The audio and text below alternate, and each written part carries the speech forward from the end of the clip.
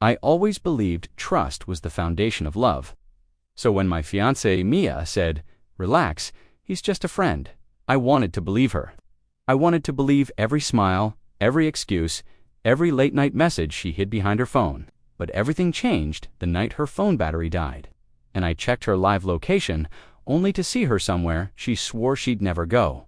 And in that moment, my whole world cracked. My name is Daniel. I'm 29, a regular guy who never asked for much, just loyalty, honesty, and a little peace. Mia and I had been together for 3 years. We met in a bookstore, laughing over the same novel. She was soft-spoken, warm, and had that smile that made me feel like I had found home. For the first 2 years, everything was perfect. Morning coffees, long drives, late-night talks. We planned our future, chose baby names, and even looked at wedding venues. But then, Evan entered the picture. A guy she called a coworker. At first, I didn't mind. I trusted her. But slowly, things changed. The giggles, the secret messages, the nights she came home smelling like a different perfume than the one she wore. The way she guarded her phone like it was a bomb, and every time I asked, she'd smile and say, "Donnie, he's just a friend." I wanted to believe her so badly. The first real red flag showed up on a Friday night. Mia told me she was going out with her team from work. But when I asked who was going, she hesitated just for a second. A tiny, sharp hesitation that cut deeper than she realized. Then she smiled.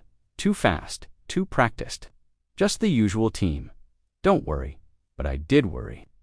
Later that night, around 11:30 p.m., I texted her, "Everything okay?" No response. At midnight, I called her. It rang twice and went straight to voicemail. Another red flag. At 12:45 a.m., still nothing.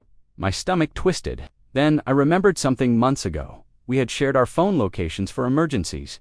I opened the map. My heart froze. Her phone wasn't at the restaurant she said she was going to. It wasn't even in the same area. Instead, it was in a quiet neighborhood on the edge of town. A place with no restaurants, no bars, no offices, just houses.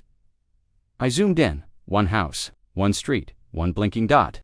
And just below it, Evan's home. My chest tightened, my hands shook, but I didn't want to jump to conclusions. Love makes you blind. Love makes you stupid. And I was both. I texted her again. "Mia, are you safe?" Nothing. I sat on the couch, staring at the screen, replaying every moment. Every excuse, every "it's just the team," every "stop being jealous," every "you know I love you." My heart said, there must be an explanation. My mind said, you already know the truth. At 1:10 a.m., her location moved. Slowly. Walking then, it stopped. Still at the same address. I felt like I was drowning, but I didn't want to crash into her privacy. Didn't want to be that guy. So I waited. At 1:47 a.m., she finally called. Her voice was soft. Too soft. "Hey babe. Sorry, phone died. We're still here. Long night." But I knew. I knew exactly where she was standing when she made that call. Her location didn't lie. It was still on that same street. Outside that same house, and suddenly the world didn't feel real anymore. The next morning, she came home early, hair messy, makeup smudged, and not wearing the jacket she left with. She walked inside, pretending everything was normal, kissed me on the cheek like nothing happened. But I had made a decision while she slept in that stranger street. I wasn't going to yell. I wasn't going to accuse. I wasn't going to cry. I was going to give her the chance to tell the truth. So I gently said, "Mia, where were you last night?" She smiled without blinking. "I told you, with my team." I opened the location history on my phone, turned it to her, and whispered, "Then why were you at Evan's house?" Her entire soul dropped out of her eyes. Her lips trembled. Her face went pale. For the first time in months, she had no words, just silence. A silence louder than betrayal. The truth spilled out slowly, brokenly. She and Evan had been talking. She was confused. She didn't mean to hurt me. It just happened. Every word stabbed deeper. But I stayed calm, too calm. When she finished, I took a breath and said, "You didn't break my heart last night. You broke it the moment you stopped choosing me." Her knees gave out. She cried, begged, promised, swore she'd fix everything. But something inside me had already died. Trust isn't a glass you can glue back together. Once shattered, it cuts even when you try to hold it again.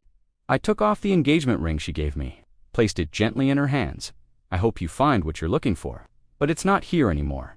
And I walked away, not because I wanted to, but because staying would have destroyed me. People say heartbreak makes you stronger, but that's only half true. Heartbreak changes you. It teaches you to listen to the silence behind someone's words, to trust your instincts, to stop fighting for someone who stopped fighting for you. She said, "It's just a friend," but her location told me the truth, and sometimes that's all the closure you need.